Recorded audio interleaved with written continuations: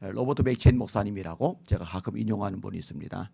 스코틀랜드에서 엄청난 부흥의 주역으로 쓰임받았던 분입니다. 이 젊은 나이에 세상을 떠났는데 세상을 떠나고 나서도 그 영향력이 참 대단했던 인물이 로버트 맥체인 목사님입니다.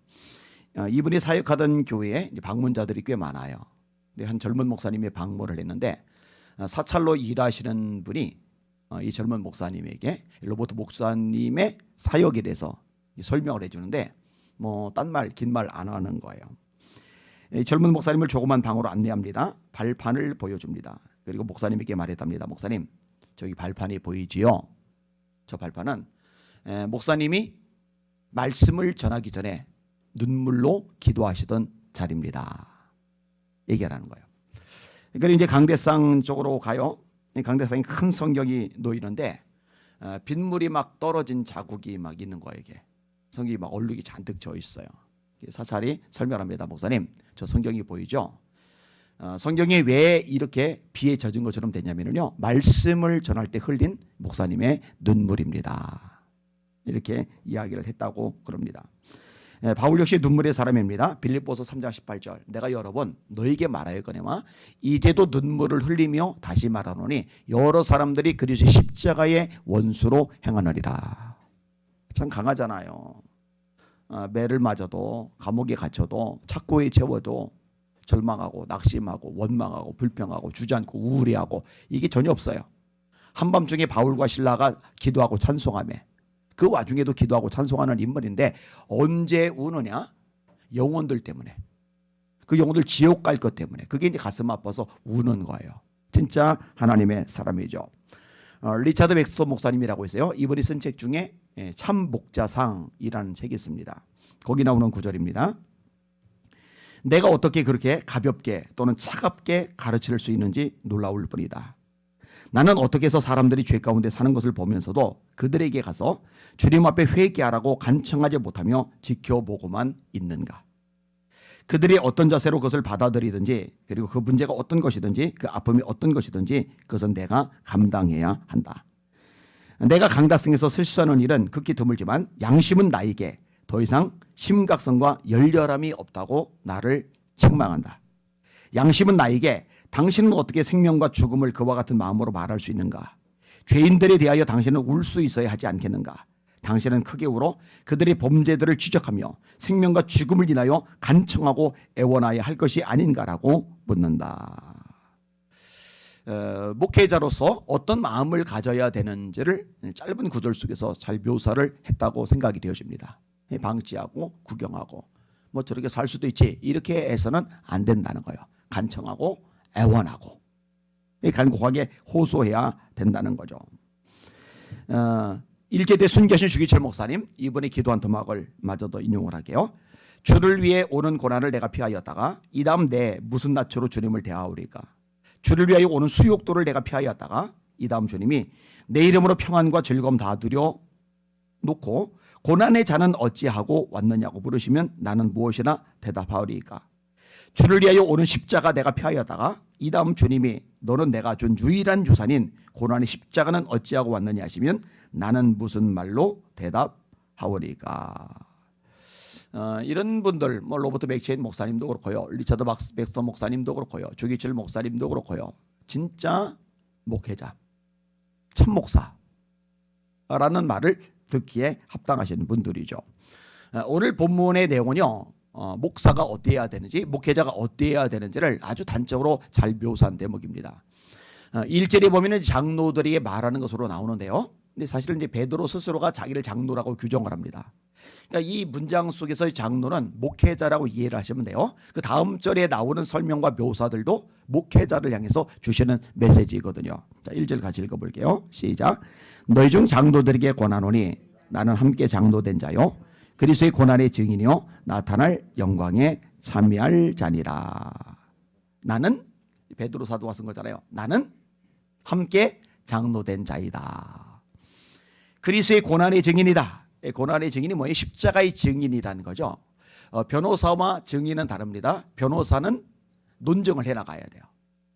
그런데 증인은 본 것을 목격한 것을 말하면 돼요. 그런데 성경은요, 우리를 향해서 변호사라고 말하지 않아요. 증인이라고 말합니다. 오직 성령이 너에게 임하시면 너희가 권능을 받고 예루살렘과 온 유대와 사마리아와 땅끝까지 이르러 내 증인이 되리라 하시니라. 물론 이 증인이란 말이 마르투스 순교자라는 의미도 가지고 있어요. 근데 보고 들은 것을 말하는 사람, 이걸 이 증인이라고 그러는데, 다시 말해 우리가 체험한 예수 그리스도, 우리가 만난 예수 그리스도, 그분을 말하는 거예요 이게. 그러니까 주님을 만난 경험, 주님을 만난 체험이 없는 사람은 사실은 증인이 될 수가 없죠. 보고 듣지 못한 다음에 말하면 위증이 되는 거예요. 거짓말이 되는 거예요. 그러니까 내가 먼저 경험하는 거, 내가 먼저 보고 듣는 거, 내가 먼저 체험하는 게 중요해요. 여러분들에게 이 체험이 명확하시기를 주님의 이름으로 축원합니다. 베드로는 증인 맞죠? 예수님의 고난 알잖아요. 부활의 예수님 만났잖아요. 증인이죠. 고난의 증인이다. 그다음에 나타날 영광에 참여할 자리라. 나타날 영광이 뭐예요? 예수님이 재림하실 때 우리가 영광 가운데 들어갈 거 아니에요. 거기에 들어갈 자라는 것을 이 베드로 스스로가 인식을 하고 있는 거예요. 그러면서 목회자들 향해서 가르쳐 주는 거예요. 너희를 목회자라면 이런 모습이 있어야 돼. 첫 번째 항목이 뭐냐? 부득이함으로 하지 말고 자원함으로 해라. 부득이함으로 하지 말고 자원함으로 해라. 여러분, 부득이함으로 하는 거는요, 마지못해서 하는 거예요. 시켜서 하는 거예요. 의무감으로 하는 거예요. 어쩔 수 없어서 하는 거예요. 여러분요, 이게요, 생각보다 자원함으로 한다는 게 쉽지는 않아요. 하기 싫은데, 내키지 않는데, 원치 않는데 밀려서 목회자니까 할 수 없이 하는 경우도 있는 거예요. 그렇게 하지 말라는 겁니다. 이 자원이라는 말은 굉장히 중요합니다. 다윗의 기도 중에 나와요. 자원하는 심령을 내게 주사. 하나님 저에게 자원하는 심령을 주시옵소서. 이게 여러분의 마음에도 있어야 되고 목회자의 마음에도 특별히 더 있어야 되는 거죠. 다윗이 하나님 앞에 드릴 때요, 자원해서 드리죠. 그리고 역대상 29장에 보면은요, 성전을 건축할 준비를 다 갖춰놓고는 신하들에게, 백성들에게 요청합니다. 너희들도 드려. 그랬더니 백성들이, 신하들이 얼마나 열심히 드리는지 몰라요. 그때 나오는 단어가 자원이에요. 자원. 자원하여 드림을 보고서 다윗이 크게 기뻐했다라고 성경은 기록을 해요. 출애굽한 다음에 성막을 지어야 돼요. 이 성막에는 여러 가지 보석 같은 것들이 들어가야 돼요. 근데 여러분 생각해 보세요. 이스라엘 백성들은 430년 동안 애굽에서 종살이를 했습니다. 여러분, 종살이, 노예살이를 하는데 보석류를 뭔 수로 가져보겠어요? 노예가 그냥 아침에 일어나서 저녁에 집으로 돌아가기 전까지 하루 종일 벽돌만 굽는 거예요. 벽돌 굽다고 월급을 제대로 주겠습니까? 노예인데. 그러니까 오랜 세월 동안 가져보지 못한 이 보석 종류들인데 애굽에 10가지 재앙이 내리면서 애굽인들이 히브리 사람 하면 질색팔색을 하는 거예요. 너희들 빨리 나가. 너희들 원하는 거 다 줄 테니까 나가고, 그리고 손에다 막 쥐어주는 그런 보석들이거든요. 그러니까 지금 수백 년 만에 처음으로 가져보는 재산인데, 재물인데, 보석류인데 이거 어떻게 내놔요? 근데 성막을 짓는다고 그럴 때 백성들 그걸 다 내놓는 거예요. 그때 단어가 또 나와요. 자원했다. 원래 하나님의 일은요, 자원함으로 하는 거예요. 목회자들이 먼저 그렇게 해야 되는 거죠. 두 번째 부분이 뭐냐면요, 더러운 이의를 위하여 하지 말고 즐거운 뜻으로 해야 한다. 이 더러운 이의가 뭐예요? 한마디로 말해서 돈 때문에 하지 말라는 거예요. 돈 때문에. 이 돈이라는 것은 요물입니다. 이 돈만큼 사람에게 강한 영향력을 미치는 게 없어요. 여러분, 이 강대상 할 때 이 강대상은 무생물이에요. 인격을 부여하잖아요. 텀블러 무생물이에요. 인격을 부여하잖아요. 마이크도 마찬가지예요. 스마트폰도 마찬가지예요. 그런데요, 물질이라고 할 때, 만몬이라고 할 때, 이 만몬은 인격적인 의미를 가지고 있는 히라보예요. 무슨 말이냐? 여러분, 저기에 제 아내가 있는데, 아내가 인격이 있죠. 저도 인격이 있죠. 제가 아내에게 영향을 미치고 아내도 저에게 영향을 미쳐요. 제가 아내를 움직일 수도 있고 아내가 저를 움직일 수도 있어요.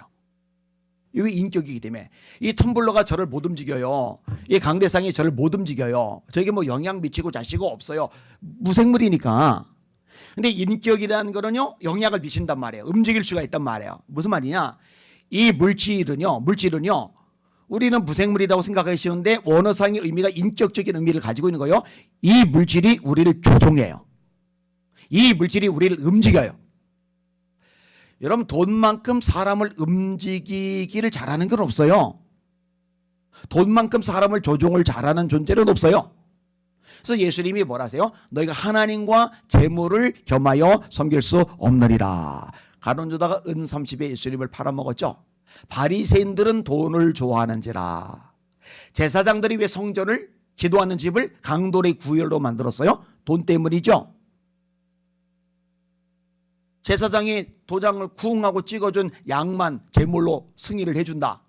아니면 상인들이 사인을, 어떤 표시를 낸 그런 양들만 제물로 받는다. 거기서 이제 이득을 갈취를 하는 거예요. 누가? 제사장들이. 이 돈독이 올라버리니까 성전조차도 강도의 구렬로 만들어버리는 거예요. 누가? 종교 지도자가. 그럼 목회자는 안 그럴까? 목회자도 똑같을 수 있어요. 돈에 맞들이면은요, 돈에 눈이 멀면은요, 돈에 정신이 나가면은요, 사람이 개념 자체가 이상해져요. 그렇게 되면 안 돼요. 발람이라는 인물 아실 거예요. 선지자죠. 이 발람은 특별한 복을 받았어요. 발람의 입에서 축복이 많이 나가면은 개인도 복을 받고 가정도 복을 받고 민족도 복을 받아요. 그러니까 하나님이 그 입술에 얼마나 대단한 권세를 주는지 알 수 있는 거죠. 이 발람의 입에서 저주의 말이 나가면 개인도 가정도 민족도 저주를 받아요. 그러니까 이 소문이 어디까지 퍼지느냐? 다른 나라 왕 모압 왕 발락에게까지 퍼져버린 거예요. 대단하잖아요. 그러니까 초청을 하는 거예요. 너 이스라엘 백성들 저주해줘. 그런데 기도했더니 하나님이 저주하면 안 된다는 거예요. 그들은 복을 받은 자라는 거예요. 그런데 다음번에 더 많은 재물을 가지고 와가지고 저주 한마디만 했지만 이거 다 준다고 그러니까 여기에 넘어가잖아요. 여러분 뭐 몇천만 원 그 정도 가지고도 이제 사람이 움직여지는데 막말로 말 한마디 탁 내뱉어 주고서 몇 억이 그냥 생긴다. 몇십억이 그냥 생긴다. 그러면 여기에 넘어가지 않을 목회자가 얼마나 있을까? 여러분 어떨 것 같아요? 여러분 앞에 설교하는 안희한 목사는 어떨 것 같아요? 이거 만만한 문제가 아니라니까요. 게하시도 그래서 망했죠.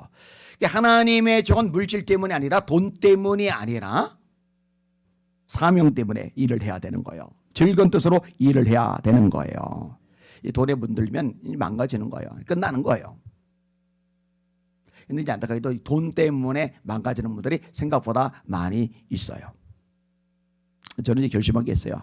절대로 나 자신에 대해서 돈 얘기는 안 꺼낸다. 그래서 평생 동안 지금까지 당위하면서 내 사람이 좀 올려달라. 이 소리를 끄집어낸 적이 단 한 번도 없어요. 안 해요.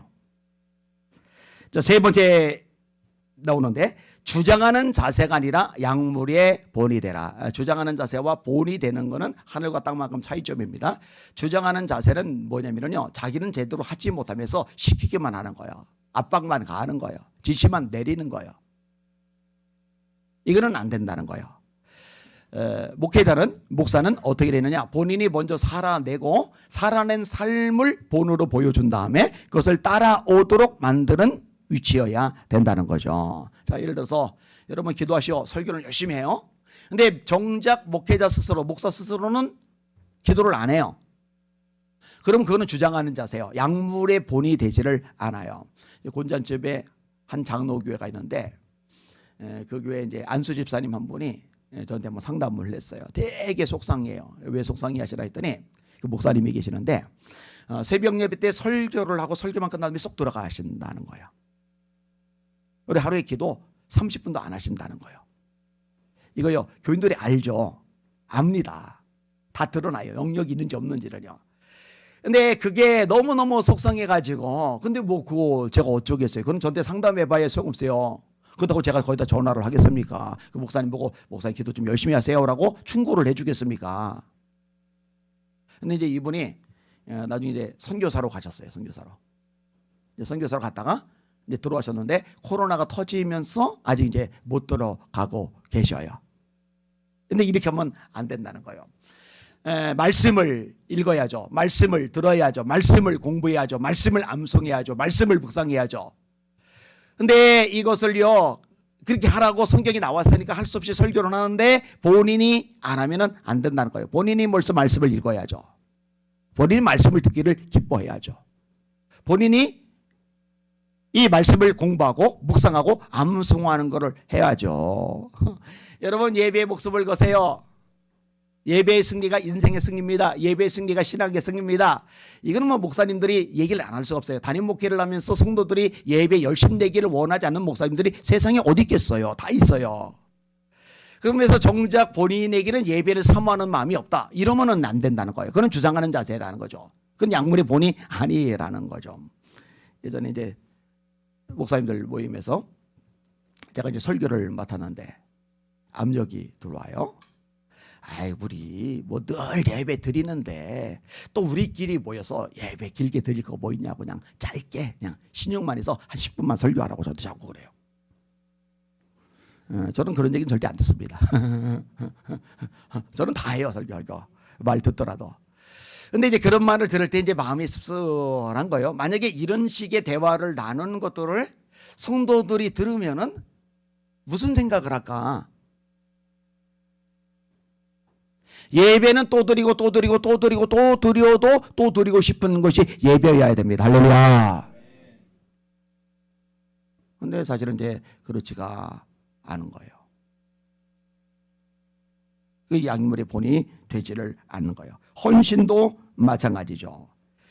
자, 이렇게 분명하게 말씀을 해줘요. 자원함으로 해라, 자원함으로. 억지로 마지못해 하지 말고 기쁨으로 해라, 기쁨으로. 이득을 위하여 하지 마. 돈 때문에 일하는 사람 되지 마. 돈 때문에 일하는 사람들 가르쳐서 예수님이 뭐라 하세요? 싹군이라고 그래요. 싹군. 싹. 돈. 월급 때문에 일하는 사람. 그러면 안 된다는 거죠. 그러지 말라는 거죠. 주장하는 자세를 하지 말고 약물의 본이 되라. 네가 먼저 기도하고 기도를 가르치고, 네가 먼저 말씀에 목숨을 걸고 말씀을 가르치고, 네가 먼저 헌신하고 헌신을 가르치고, 네가 먼저 하나님 앞에 내 삶을 온전히 드리는 이 모습을 보여준 다음에 양들 보고 그렇게 살라고 주장하는 자세를 하지 말고 약물의 본이 되라. 그래서 목자장이라는 말이 나와요. 목자장은 예수님을 말하는 겁니다. 목회자들이 양들을 돌보지만 이 목자들 위에 목자장 예수님이 계세요. 이렇게 하면은 목자장이 나타나실 때 너희들에게 갚아주실 거야, 상 주실 거야. 그 얘기를 끄집어 내고 있는 겁니다. 기도 제목을 드립니다. 하나님 아버지, 우리 위에 담임 목사는 저잖아요. 저를 위해서 뿐만 아니라 하나님 한국의 목회자들 붙잡아 주시옵소서. 그러다가 도끼는 뜨고서 뭐 색안경 끼고서 다 뭐 저 어쩌고저쩌고 그러진 말고 주님의 마음을 가지고 하나님 앞에 섰을 때 칭찬되는 주의 종들 되게 하여 주시옵소서. 말씀에 바로 서게 하여 주시옵소서. 영성 있게 하여 주시옵소서. 그리고 이 기도를 할 때는요 반드시 사모님들 기도를 해줘야 됩니다. 왠지 아세요? 남자는 여자에서 영향을 받아요. 아합이 이세벨 때문에 망가졌고요. 삼손이 들릴라 때문에 망가졌고요. 아담이 하와 때문에 망가졌고요. 솔로몬이 그 부인들 때문에 망가졌어요. 그러니까 영성이 둘이 같아야지 사모님 쪽이 영성이 뚝 떨어져 버리면은 남편을 목회자를 끌어내리는 역할을 할 수밖에 없어요. 그래서 이 두 가지는 같이 세트로 묶어놓고 기도를 해 주셔야 됩니다. 되게 중요한 요소입니다. 찬양하겠습니다. 456장 456장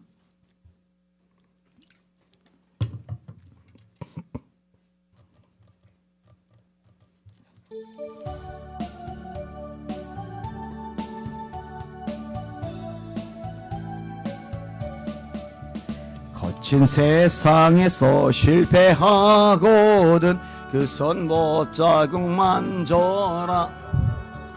고된 일 하다가 힘을 얻으리 그 손 못 자국 만져라. 그 손 못 자국 만져라. 그 손 못 자국 만져라. 가 널 지키며 인도하시리 그 손 못자국 만져라. 내가 어둠 속을 걸어갈 때에 그 손 못자국 만져라. 주가 참 평안을 내게 주시리. 그 손 못자국 만져라. 그 손 못자국 만져라. 그 손 못자국 만져라. 주가 널 지키며 인도하시리. 그 손 못자국 만져라. 내가 부활의 주 따라가려면 그 손 못자국 만져라. 내가 주 안에서 길이 살리라. 그 손 못자국 만져라. 그 손 못자국 만져라. 그 손 못자국 만져라. 주가 널 지키며 인도하시리. 그 손 못자국 만져라. 너의 죄악의 짐 무거울 때에 그 손 못자국 만져라. 마음문 열고서 주를 모셔라. 그 손 못자국 만져라. 그 손 못자국 만져라. 그 손 못자국 만져라. 주가 널 지키며 인도하시리. 그 손 못자국 만져라. 할렐루야. 손 드시고 앞심하여 기도합니다. 성도들이 목회자의 삶에 대해서 생계에 대해서 책임져 주고 하는 것은 마땅히 할 일이에요. 근데 다른 측면에서 목회자들은 돈 사모들은 돈 하면 또 안 돼요.